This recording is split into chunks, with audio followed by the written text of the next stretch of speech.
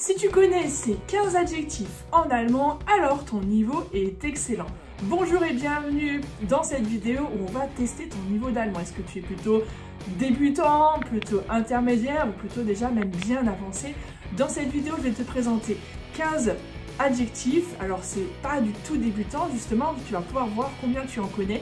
Et d'ailleurs, je suis très curieuse que tu me dises ton score dans les commentaires. Donc regarde bien la vidéo jusqu'au bout, note les adjectifs que je te présente au fur et à mesure. Tu verras, il y a des exemples aussi pour t'aider à les comprendre et puis aussi à te donner du contexte dans la vie de tous les jours avec des phrases concrètes. Et puis note du coup ceux que tu ne connais pas et puis tu me diras à la fin combien tu en connaissais. Combien tu en as appris, ça te permettra un peu de jauger si tu es plutôt débutant, intermédiaire ou avancé. C'est des adjectifs pas non plus les plus communs, ce qui va te permettre un petit peu de tester ton niveau d'allemand. Donc je suis vraiment curieuse de voir le score que tu vas faire. On va démarrer dans quelques instants. Je vais juste préparer au niveau technique que tout soit prêt. Voilà, avec les premiers mots. Et juste petite information, il y a un petit cadeau qui se cache dans la description de cette vidéo. Enfin, il n'est pas très caché, hein. Si tu cliques en dessous, il y a 3 petits points pour en voir plus. Et là, tu verras que je t'offre en fait une fiche pratique avec ces 15 adjectifs, avec les exemples et encore d'autres aussi pour que tu puisses vraiment toujours encore améliorer ton niveau d'allemand. Et si tu as un niveau plutôt vraiment tout débutant et que tu n'en connais vraiment aucun et que tu es dépassé au bout d'un moment dans cette vidéo, bah, rassure-toi, il y a plein de contenu aussi vraiment pour débuter en allemand, les premières phrases à connaître, les premiers verbes à connaître. Je t'invite à aller faire un tour sur ma chaîne YouTube et je te mets aussi dans la description toutes les informations pour que tu n'aies pas non plus à perdre trop de temps à aller chercher à droite et à gauche, pour que tu puisses aller directement à l'essentiel et à ce qui est utile pour toi. Alors, on démarre. Les mots ne sont pas rangés forcément par ordre de difficulté, on va pas du plus simple au plus compliqué, mais par ordre alphabétique, parce que voilà, c'est aussi du vocabulaire plutôt intermédiaire. On va voir un petit peu si tu en connais. On commence avec angemessen. Angemessen, c'est quelque chose d'approprié ou de convenable. Par exemple, si on réagit de manière appropriée, de manière convenable, on peut dire que die Reaktion war angemessen. Seine Reaktion war völlig angemessen, donc sa réaction était totalement appropriée, totalement convenable. Völlig, c'est vraiment complètement approprié. Es war eine angemessene Reaktion. On pourrait aussi accorder l'adjectif en rajoutant die Reaktion, donc eine angemessene Reaktion. C'était tout à fait normal, approprié de réagir comme ça. Deuxième adjectif, anspruchsvoll. Anspruchsvoll. Pas évident celui-là. Est-ce que tu as déjà entendu quelqu'un, das ist sehr anspruchsvoll? Qu'est-ce que ça veut dire? On a Anspruch, on a voll qui est rempli. Donc rempli de quoi? Eh bien rempli d'exigences, d'attentes et donc quelque chose de très ambitieux. Das ist ein sehr anspruchsvolles Projekt. Donc c'est un projet très exigeant, très ambitieux. Anspruchsvoll, ça demande beaucoup de choses. Hein. Voll, c'est rempli, donc ça demande beaucoup. C'est rempli d'attentes, donc ambitieux, exigeant. Ausreichend. Ausreichend. Tu en sens peut-être reich dedans. Reich, oui, il y a le côté de riche, mais c'est aussi qui est rempli, qui suffit. Reich. Ausreichend, c'est cette idée-là, c'est cette idée de suffisant, c'est assez.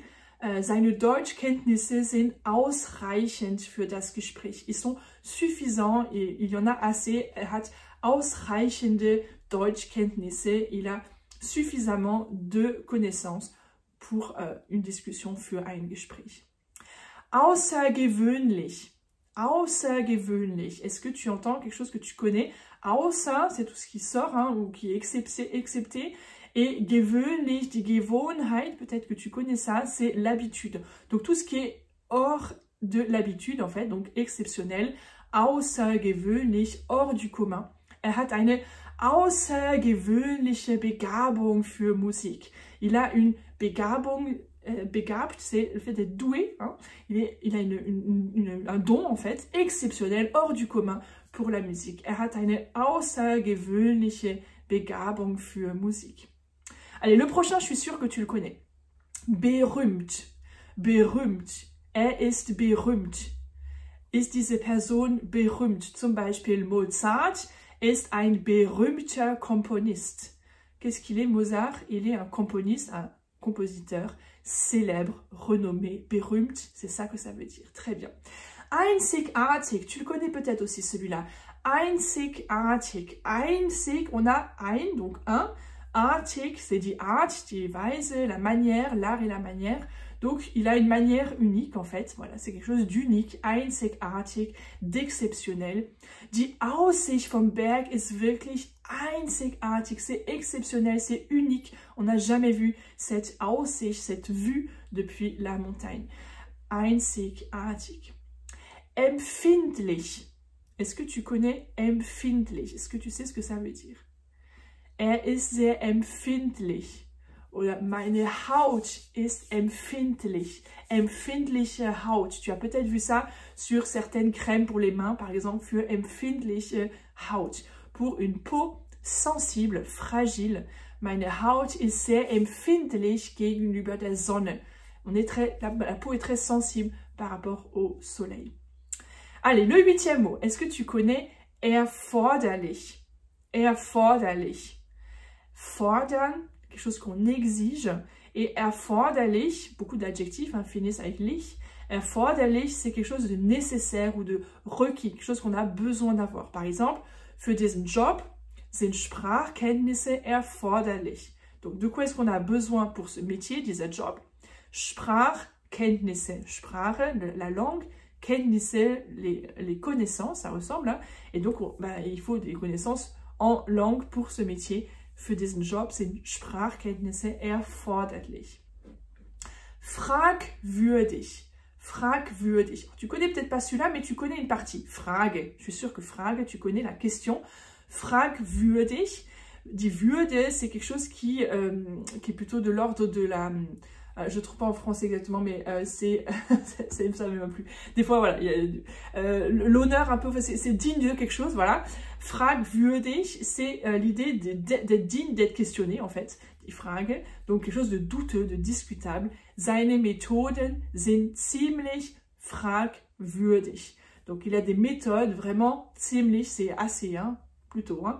Fragwürdig, assez douteuse, assez discutable.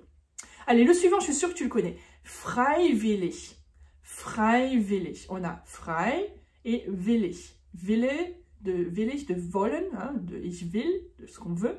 Et donc frei, c'est quelque chose qu'on veut librement. Donc c'est quelque chose de volontaire, qui n'est pas obligatoire, facultatif. Die Teilnahme an dem Workshop ist freiwillig. Teilnahme, an etwas teilnehmen, participer à quelque chose. Eh bien là, c'est volontaire, c'est pas obligé, c'est freiwillig.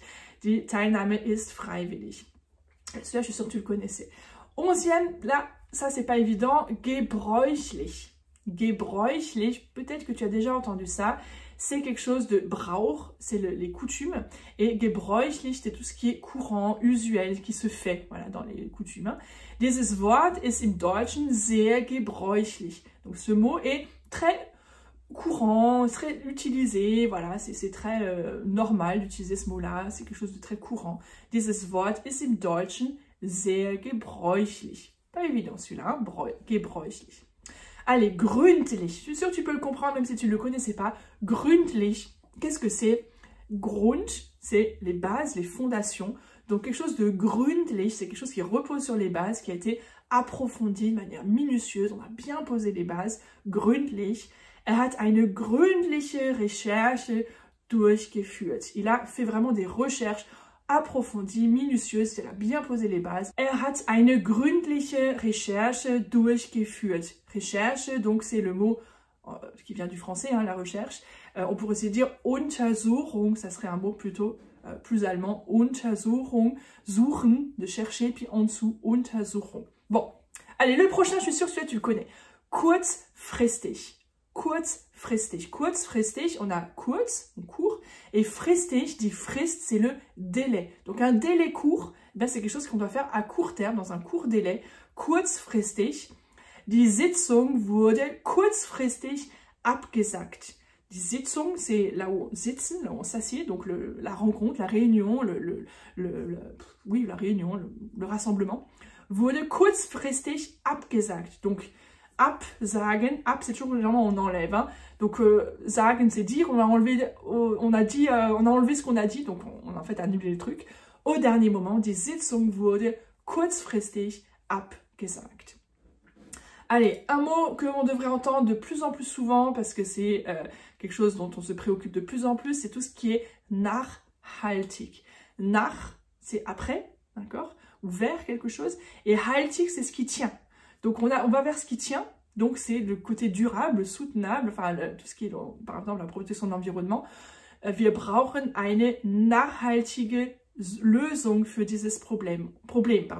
On a besoin d'une Lösung, donc d'une solution qui soit durable, qui soit quelque chose de soutenable, que ça ne se casse pas la figure dans 2 ans. Donc on a besoin de quelque chose de fiable aussi, durable dans le temps pour ce problème. Eine nachhaltige Lösung. Et le dernier, alors celui-là je suis sûre tu le connais, il est assez fréquent quand même, on finit par quelque chose, je trouve, un peu moins difficile, c'est zufällig. Zufällig, qui peut aussi se prononcer zufällig, puisque le IG à la fin d'un mot peut se prononcer ich ou ich en allemand. Zufällig, qu'est-ce que c'est? C'est quelque chose qui vient du Zufall, donc du hasard. Donc c'est quelque chose qui se passe par hasard. Zufällig. Ich habe ihn zufällig in der Stadt getroffen. Donc je l'ai rencontré par hasard en ville. Ich habe ihn zufällig in der Stadt getroffen. Voilà pour ces 15 adjectifs pour tester ton niveau d'allemand. Je suis vraiment curieuse que tu me dises dans les commentaires combien de mots tu connaissais parmi les 15, combien que tu aurais su expliquer, peut-être faire une phrase avec. Et n'hésite pas à me noter peut-être les 2-3 que tu as envie de retenir plus particulièrement. Et puis je te rappelle, voilà, plusieurs petites choses importantes pour moi déjà, si tu veux bien m'aider à faire connaître cette chaîne et ce contenu que j'apporte pour aider les gens à apprendre l'allemand. Donc c'est de mettre un petit pouce bleu, de t'abonner, de partager la vidéo à des gens que ça pourrait intéresser. Et puis le petit truc aussi pour toi, eh bien c'est de télécharger le cadeau qui est dans la description. Mais tout ça, ça travaille ensemble parce que s'il y a plus de gens qui me regardent et qui apprennent avec moi, bah, ça me permet aussi de créer plus de contenu pour vous aider. Donc c'est voilà, c'est du donnant-donnant. Donc un petit cadeau pour moi, un petit pouce bleu, vous abonner à la chaîne et puis un petit cadeau pour vous, vous téléchargez la fiche gratuite pour recevoir tous les conseils aussi pour apprendre l'allemand efficacement. Je me réjouis de te retrouver dans la prochaine vidéo. Tchuss!